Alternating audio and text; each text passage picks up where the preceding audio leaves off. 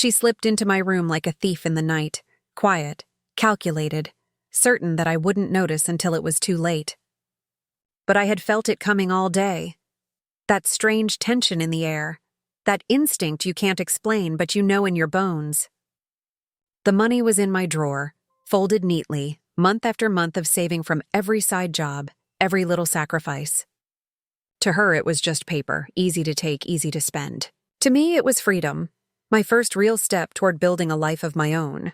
When I opened the drawer and found it empty, my chest tightened so hard it almost stole my breath.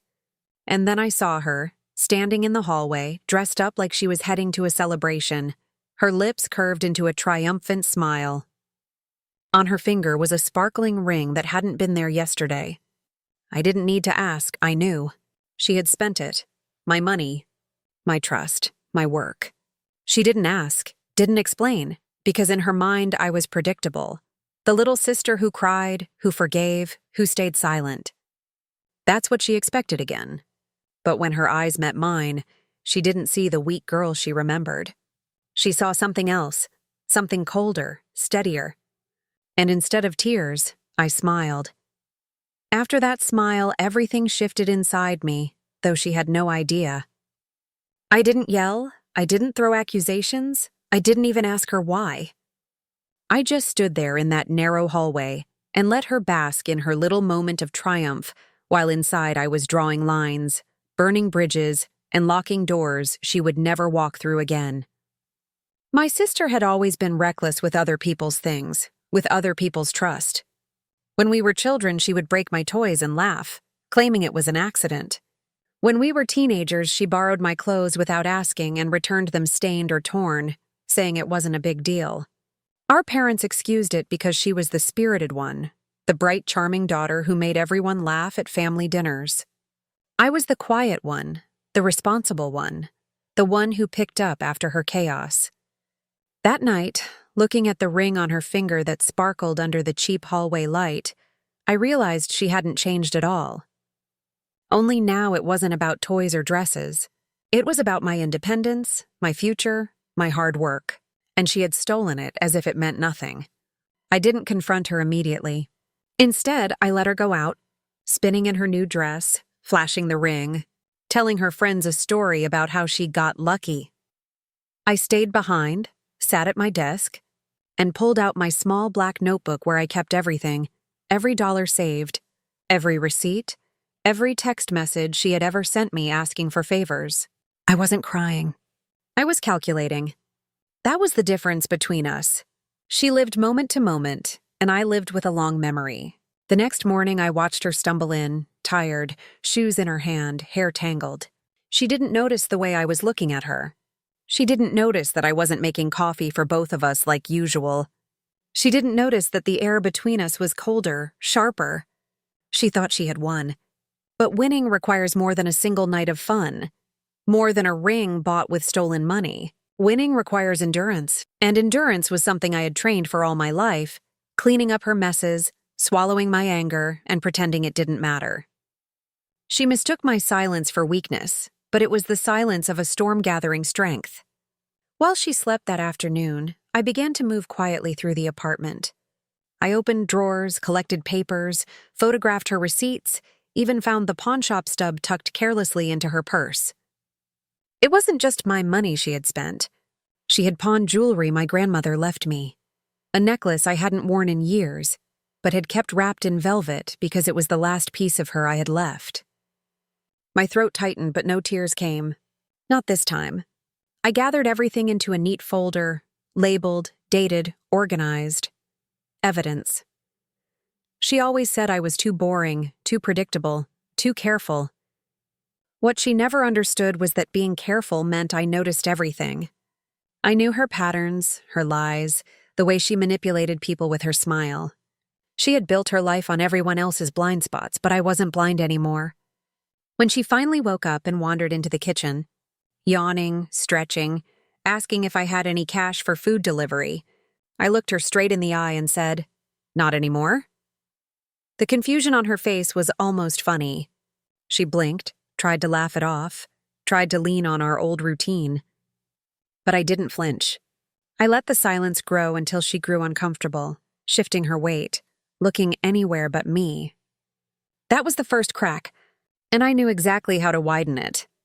She tried to brush it off with a laugh, saying I was being dramatic, that it was just money and she would pay me back when she could, but we both knew those words had no weight. She had never paid anyone back in her life. Not me, not her friends, not even the cousins she used to borrow from during holidays. Her promises were like smoke, visible for a moment, then gone. I didn't argue. I didn't let her drag me into her cycle of excuses. Instead, I calmly opened my laptop and placed the folder of evidence next to it on the table. Her eyes followed the papers, the photographs, the receipts, and for the first time I saw the faintest flicker of unease in her expression. I told her she had crossed the final line, not just by taking my savings, but by pawning something that belonged to our grandmother. That necklace was sacred to me, and she had treated it like loose change. She rolled her eyes and muttered something about me being sentimental, but her voice was weaker, less certain. I didn't respond. I just opened my banking app, and right in front of her, locked her out of every shared account, every card, every little access she had gotten used to over the years. The color drained from her face as she realized the safety net she had always relied on was gone. "You can't do that," she said, her voice rising, but I didn't even look at her. I told her it was already done. She stormed to her room, slammed the door, cursed loud enough for the neighbors to hear. But I sat there calmly, sipping water, my hands steady. That night she tried to come back into the kitchen like nothing had happened, laughing loudly on the phone with one of her friends, talking about parties and plans. I didn't interrupt, but I knew every word was another rope she was tightening around herself. While she was distracted, I emailed copies of the pawnshop ticket and receipts to myself, to a secure folder, even printed duplicates and sealed them in an envelope. I had learned from her mistakes. Never leave your security in just one place. 2 days later, she came home crying. Apparently, the people she flaunted her new ring in front of had turned on her, mocking her behind her back when she couldn't pay them back for the drinks she had promised. She was so used to running to me with her tears, expecting comfort, expecting me to tell her it was all going to be fine. Instead, I simply nodded and asked her what her plan was. The shock in her eyes told me she finally understood that something had shifted permanently. That weekend, while she was sleeping off another night out, I packed a bag and left for our aunt's place across town. I didn't announce it, didn't leave a note. I just walked out with my folder, my laptop, and my bag. I wanted her to wake up and feel the emptiness, to realize she had driven away the one person who had always carried her weight. For years she had believed my silence was weakness. Now she would learn it was strength, and the kind of strength that no amount of charm or tears could undo.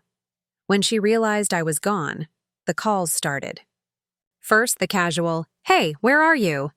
texts, then the more frantic, "Why aren't you answering?" messages, and finally the angry voicemails demanding that I come back. I ignored them all.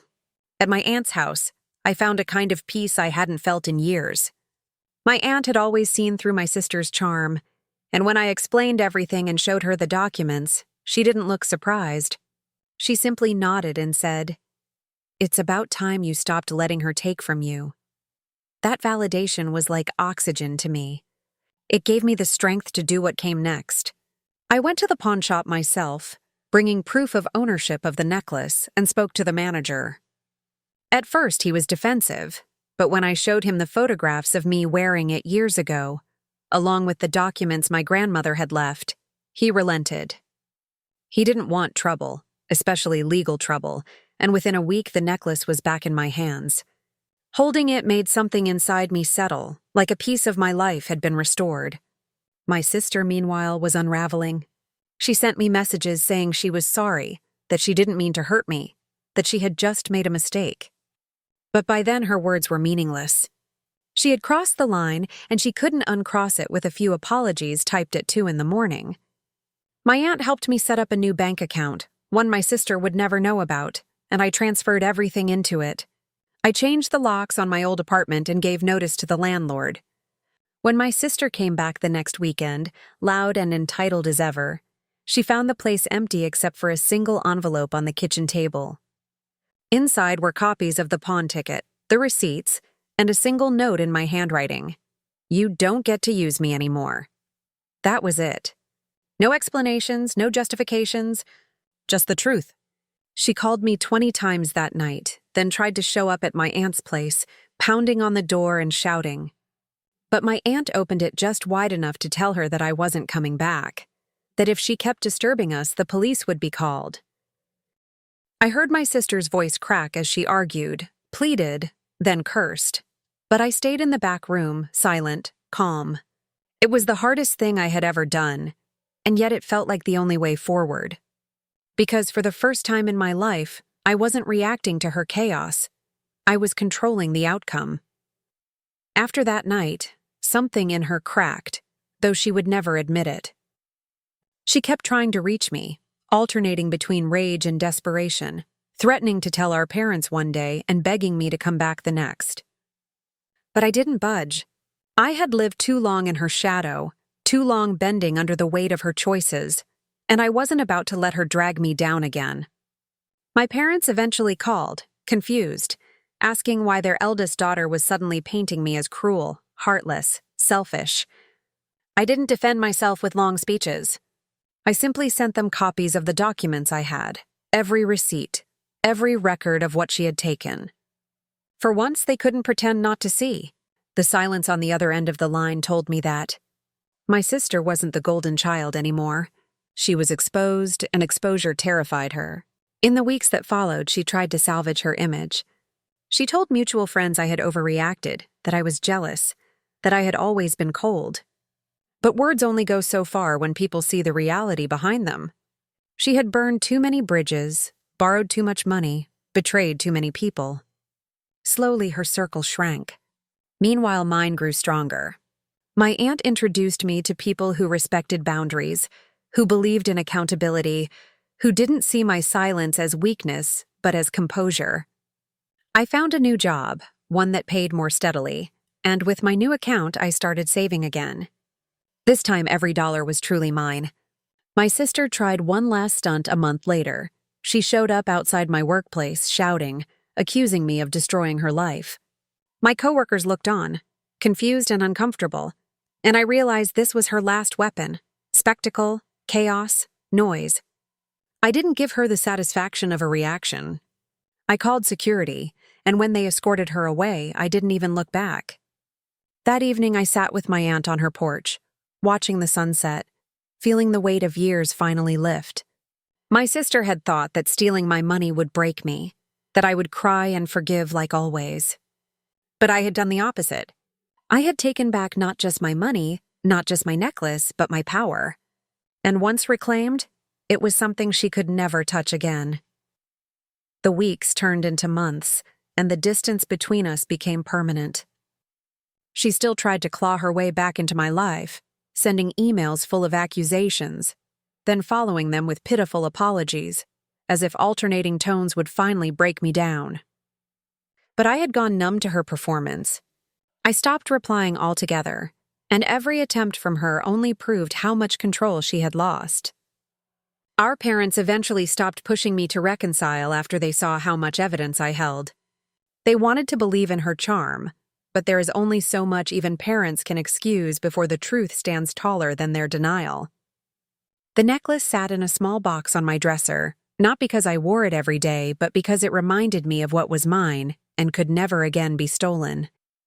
At work, I started to thrive. My boss noticed my diligence, my consistency, qualities my sister had mocked me for all my life, but which turned out to be the very traits that moved me forward. I was promoted, entrusted with more responsibility, and for the first time I could see a future built by my own hand, not constantly repaired after someone else's destruction. One afternoon, I passed by a cafe we used to frequent together. She was there, sitting alone by the window, scrolling her phone with a tired face, her once vibrant energy drained into bitterness. Our eyes met for a second, and for the first time she looked away first. There was no smirk, no challenge, no performance. Just a shadow of the person who thought she could live forever by stealing from others. I didn't go in. I didn't wave. I walked past, carrying my bag, my plans, my life that she no longer had access to. And in that moment I knew. She had lost me completely, and that loss was her true punishment. Because the money she could replace, the ring she could sell, the friends she could beg for attention. But my silence, my absence, my refusal to play the role she assigned me, that was something she couldn't buy back. And I carried that knowledge with a quiet, steady smile, the kind of smile that had begun this entire transformation. She must have thought time would soften me, that eventually I'd miss her enough to forget everything she did. But the opposite happened. The longer I stayed away, the clearer my life became without her chaos muddying it. I no longer woke up dreading what I might find missing or what mess I'd have to clean up after. My energy went into building, not repairing. She tried to use family gatherings as an ambush, showing up early, cornering our parents with tearful speeches about forgiveness. But when I walked in and calmly greeted everyone without even glancing in her direction, the power shifted completely. She couldn't provoke me in front of others anymore because I had mastered silence as a weapon. My cousins whispered to me later that she complained endlessly about how cold I had become, and I only smiled because for once my boundaries were being recognized instead of ridiculed. She began to look smaller in rooms where she once dominated with her charisma. I noticed the way people stopped laughing at her stories, how their eyes drifted, how her jokes fell flat. She was used to me being the one who gave her validation, the one who clapped the loudest, and now that I withheld it, everyone else began to see through her act too. Meanwhile, my own life was expanding in ways I hadn't expected. I signed a lease on my own apartment, a place that was mine entirely, decorated in colors I chose, filled only with things I bought with my own money. Every detail was a declaration of independence. The first night I slept there, I placed my grandmother's necklace on the nightstand beside me and felt a peace I hadn't known since childhood. My sister still called occasionally, her voice shaky, asking if we could meet, saying she missed me. But her version of missing me was missing the role I played in her life, the provider, the shield, the fixer. And I had retired from that role permanently. I let her words hang in the air, gave her no answer, and when she realized the silence meant finality, she broke down into sobs before hanging up. I didn't cry. I didn't even feel guilty. I only felt free. By the time 6 months had passed, the distance between us was no longer a wound but a wall, solid and unmovable. She had tried every tactic: anger, guilt, nostalgia, manipulation, but each attempt only reminded me of the years I had wasted letting her write the script of my life. Now I was writing my own. I poured myself into work, earning enough to travel for the first time, to step into cities I had only seen in photographs, and each new place felt like proof that she no longer had control. She heard about it through relatives, and I know it cut her deeply to realize I was thriving without her. At one family dinner, she sat across from me, her eyes red as if she had been crying before arriving. Our parents tried to smooth the atmosphere, asking me to say something kind, but I simply looked at her and said, "I hope you take responsibility for your life one day." That was all. No warmth, no cruelty, just the truth. She blinked, tears spilling, and for once she had no comeback. That moment was when I knew the dynamic had permanently shifted. She wasn't the center anymore. I was no longer orbiting her chaos. Months later, I heard from a cousin that she had lost her job after borrowing money from coworkers she never repaid, and the ring she bought with my savings had long since been sold. She was drifting, untethered, repeating the same cycle, but this time without me as her safety net. And strangely, I didn't feel vindictive. I didn't need revenge in the form of her destruction. My revenge was in my silence, in my success, in the life I built untouched by her hands. One evening, as I walked home from work, I caught my reflection in a store window, and I realized I was smiling. Softly, steadily, the same way I had that first night when I discovered my money was gone. Only this time the smile wasn't just defiance. It was freedom. A year passed, and the silence between us became the loudest statement I could ever make. She had thought I would eventually bend, that blood alone would force me to forgive. But blood means little when it's poisoned by betrayal. She reached out on my birthday with a long message about memories from childhood, painting us as inseparable, sisters against the world. But her words rang hollow because I remembered the truth. It was always me against her chaos. I didn't respond. Instead, I celebrated with new friends, people who valued me for who I was, not what I could give them. My aunt was there too, smiling proudly, and in that moment I realized family is defined by loyalty, not genetics. Our parents eventually stopped bringing her name up in conversations with me. They knew where I stood, and though it hurt them, they couldn't deny the clarity of the evidence I had shown. At work, I rose higher, my dedication paying off in ways that would have seemed impossible when I was living under my sister's shadow. I traveled more, saved more, lived more, and each time I achieved something new, I thought of how she once assumed I'd never survive without her dominance. She had underestimated me completely. The last time I saw her was by accident, on a street corner near downtown. She looked older, worn down, her once vibrant energy dimmed into something brittle. She called my name, her voice cracked, but I didn't stop. I glanced at her briefly, offered a polite nod, and kept walking. That single gesture said everything. I acknowledged her existence but not her place in my life. She must have realized then that she had lost me forever, not because I hated her, but because I had outgrown her. And that was the kind of loss she couldn't repair, couldn't charm her way out of, couldn't steal back. My revenge was never about destroying her. It was about refusing to be destroyed by her. And in that, I had already won. 2 years later, the story of what happened between us had settled into the family as a cautionary tale. Relatives who once defended her began quietly admitting that they had seen the signs all along. Her borrowing, her lies, her endless appetite for other people's generosity, but no one had ever stood firm against her until I did. I became the example of what happens when you finally set boundaries. And though some whispered that it was cold to cut off your own sister, I knew those whispers came from people who feared doing the same in their own lives. By then I had no guilt left, only a calm certainty that I had chosen survival over sentimentality. My career had taken off, my savings were strong, and I had built a circle of friends who celebrated me without conditions. My apartment became a place of laughter and dinners, not arguments and slammed doors. The necklace remained on my nightstand, a symbol not of pain anymore, but of resilience. Occasionally, I would hear of her through others. She had moved in with a boyfriend, then out again when the relationship collapsed. She had started a new job, but lost it within months. Each update sounded like the same cycle spinning endlessly, and every time I heard it, I was reminded of the choice I made to step off that wheel. She never changed because she never had to face consequences before. With me gone, she finally did, and that was the justice life had owed her. I didn't need to punish her further. She was living inside the punishment of her own making. And I was free, walking forward with no weight on my shoulders, no shadow trailing behind me, only the steady certainty that my silence had been the loudest revenge I could ever deliver. 3 years after I walked away from her, I realized I no longer thought about her every day. The memories didn't sting anymore. They just floated into my mind like distant echoes of a life I used to live.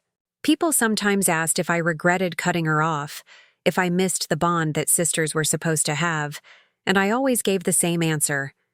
How can you miss something that never truly existed? What we had was not a bond. It was a chain. She pulled and I followed. She took and I gave. She lied and I covered. That wasn't love. It was control. Breaking that chain was the first time I truly understood what freedom meant.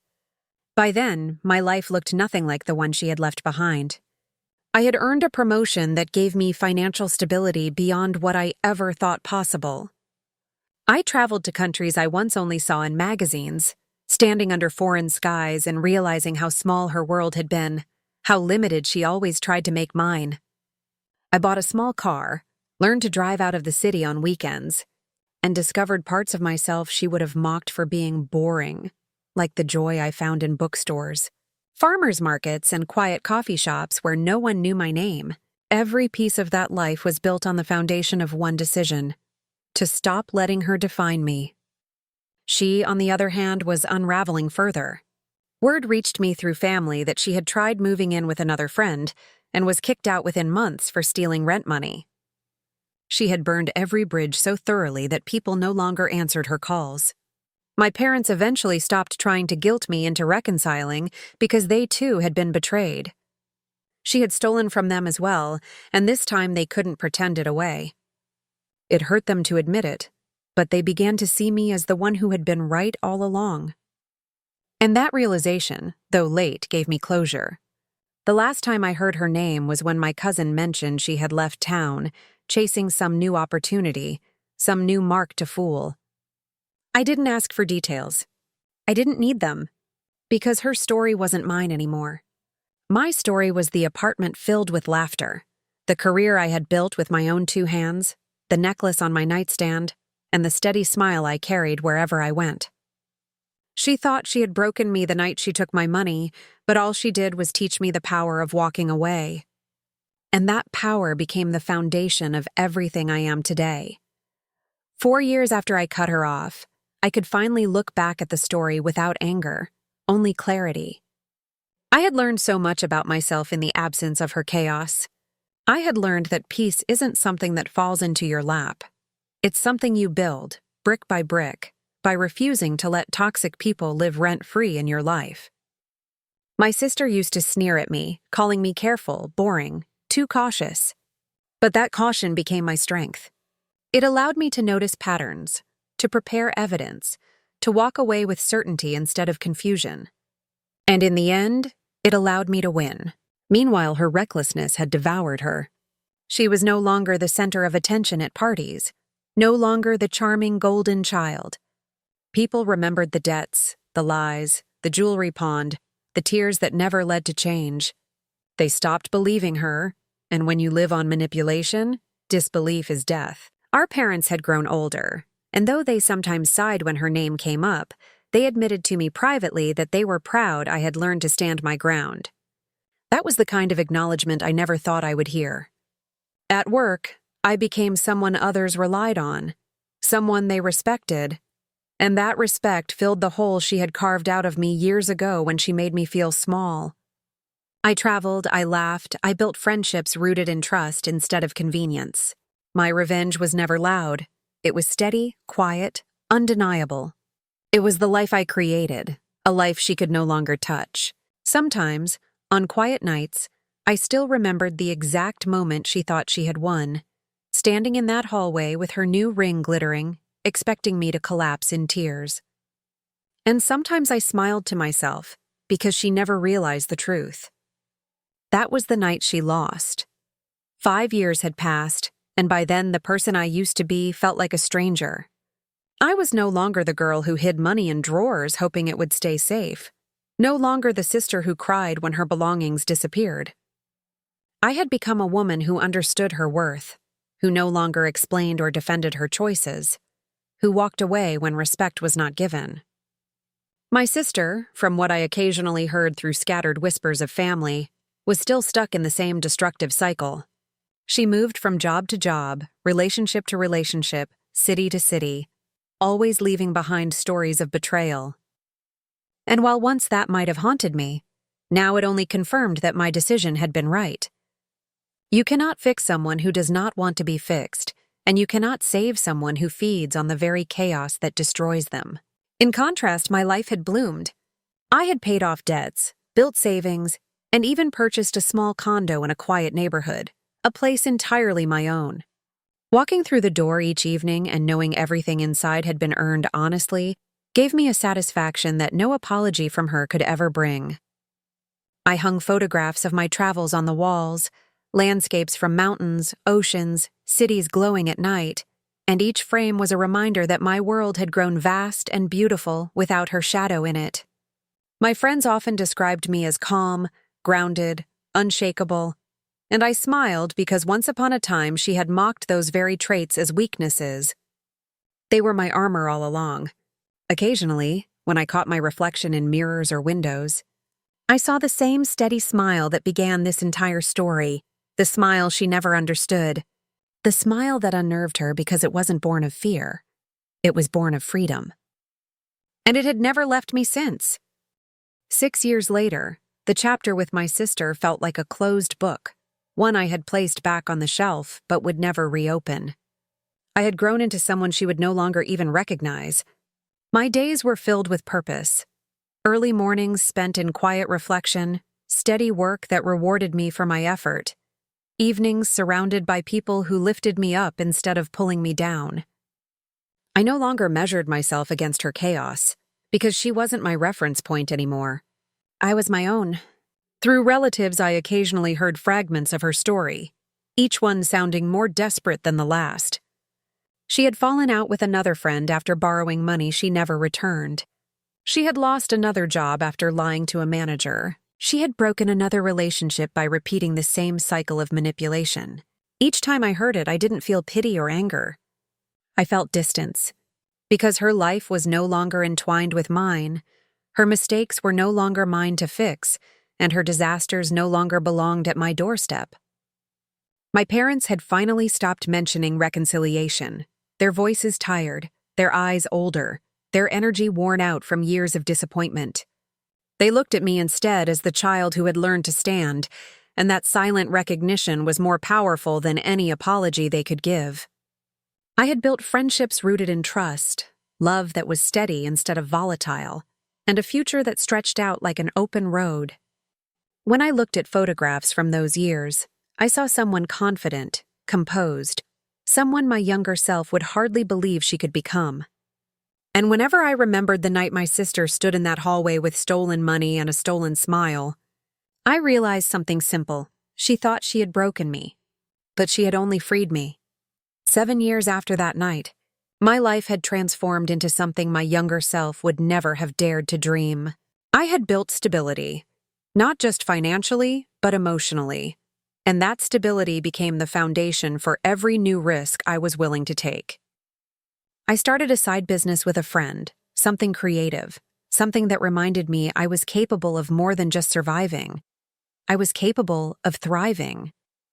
Each milestone we reached felt like proof that breaking free from her had unlocked the part of me that was always waiting to grow. Meanwhile, she had become a ghost within the family. People stopped asking about her because the answers were always the same. Another mess, another failed attempt, another bridge burned. Once, during a holiday dinner, an uncle muttered that she had called him for money and he refused. The room fell quiet, not out of shock but out of resignation. She had exhausted everyone, and the silence that followed was her true legacy. For me, holidays became joyful again. No arguments, no stolen belongings, no tension in the air. I decorated my condo, cooked meals, laughed with friends who had become my chosen family. And every year I grew further from the version of myself who once thought being a good sister meant sacrificing everything. Now I understood that loyalty is worthless when it's one-sided, and boundaries are the only thing that keep love from turning into exploitation. There were moments, I admit, when I wondered if she ever thought about me, if she ever regretted it all. But then I remembered the look on her face that night when she flaunted the ring bought with my savings, so sure of her power, so confident I would break. That look reminded me that she had never seen me clearly. She didn't see the steel beneath my silence, the resolve in my calm. And that blindness was her downfall. I didn't need to chase revenge because life delivered it naturally. Her world shrank with every lie she told, while mine expanded with every truth I lived. And the greatest truth of all was this. I had been smiling since that night. And nothing, not her absence, not even the memory of betrayal, could take that smile away from me. 8 years had passed since that night, and by then the distance between me and my sister was not just emotional, it was generational. We were two women living entirely different lives, with nothing binding us except a bloodline that no longer carried meaning. I had grown into a woman with discipline, with dreams that were now realities, with a calm certainty about who I was. I had savings that made me secure, friends who trusted me, and a partner who admired my strength instead of exploiting it. My days were no longer spent wondering what disaster would come through the door, but instead planning for trips, projects, and moments of joy. Every corner of my life reflected the choices I had made to protect myself, and none of those choices included her. Meanwhile, whispers about her still reached me. Always the same pattern, always the same cycle. She had moved to another city, then another, leaving behind debts, excuses, and empty promises. Some family members stopped taking her calls altogether, while others answered only to say no. The golden glow she once wore had dimmed into a reputation she couldn't outrun, and still, she blamed everyone else.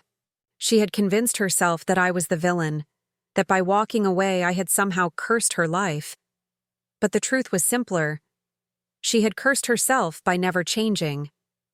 I sometimes caught myself imagining what she would say if we stood face to face now. Would she accuse me of being heartless? Would she cry and demand forgiveness? Would she laugh it off like she always used to? But then I realized none of it mattered. Because the woman I had become didn't need her words, didn't crave her validation, didn't fear her anger. The woman I had become knew that peace was worth more than family loyalty, and that walking away had been the single greatest act of love I ever gave myself. And whenever I thought about her, it wasn't with bitterness. It was with the quiet understanding that her loss of me was the greatest punishment life could ever give her. 10 years after I last lived under the same roof as my sister, the memory of that night still lingered, but it had lost all its sharp edges. I could walk through the hallway of my mind and see her standing there with that smug smile, the ring flashing on her finger, convinced she had won, and it no longer stirred pain or rage. It stirred gratitude. Because if she hadn't crossed that line, I might have continued to excuse her, to protect her, to diminish myself in the name of family. That betrayal was the breaking point I needed, the one that severed the chain and forced me to stand on my own. By then, my life had blossomed into something full and unrecognizable from those years of chaos. I had advanced in my career to a level I once thought unreachable, with colleagues who respected my judgment and trusted my leadership. I had built friendships that had lasted nearly a decade, bonds forged not by obligation, but by mutual loyalty and care.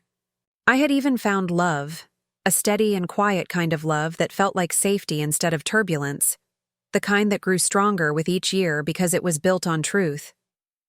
In my home, the necklace still lay in its velvet box, but now it was no longer a reminder of what was stolen. It was a symbol of what I had reclaimed. Family gatherings had changed as well. No one asked about her anymore. Her absence had become normal, her silence the result of bridges she had burned herself. Occasionally, someone would mention hearing of her in another city, working odd jobs, losing them quickly, moving again, and each update sounded more like a pattern carved into stone than a story waiting for change. I realized then that my revenge had never been about proving her wrong or watching her fail. It had been about choosing myself over her, and every year that I lived freely was the evidence that I had made the right choice. Standing on my balcony one evening, looking out at the lights of the city I had made my home, I understood something simple yet profound. She had spent her life running in circles, while I had been walking in a straight line toward freedom. And that was the difference between us.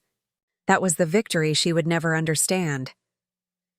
A decade and a half after my sister stole my money and thought she had broken me, the story had transformed from a wound into a legacy. I was no longer the girl who hid cash in drawers and hoped no one would take it. I was a woman who had built an entire life brick by brick, choice by choice, every step forged out of the strength I discovered that night.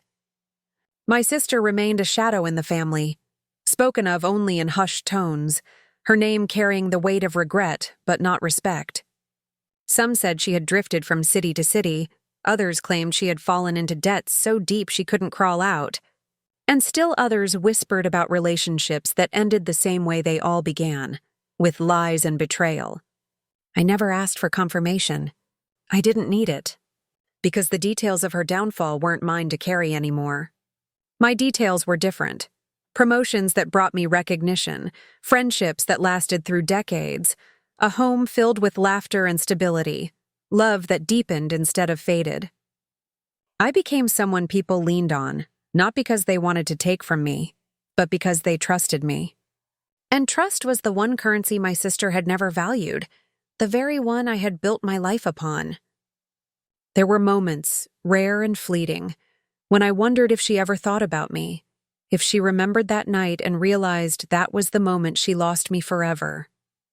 Perhaps she did. Perhaps she didn't. But either way, it no longer mattered. Because the truth was clear. Her choices had locked her into a cycle she could never break, while my choice to walk away had freed me. Standing in my living room one evening, the city lights spilling in through the window, I caught my reflection in the glass. I was older now, steadier, but the same smile lingered. The smile I gave her the night I discovered my savings were gone. She mistook it for weakness back then, mistook it for denial, but now I knew what it really was. The beginning of freedom. She thought I would cry. She thought I would beg. She thought she could keep winning. But instead, I smiled, and that smile carried me further than she ever imagined. And that is the ending she never saw coming.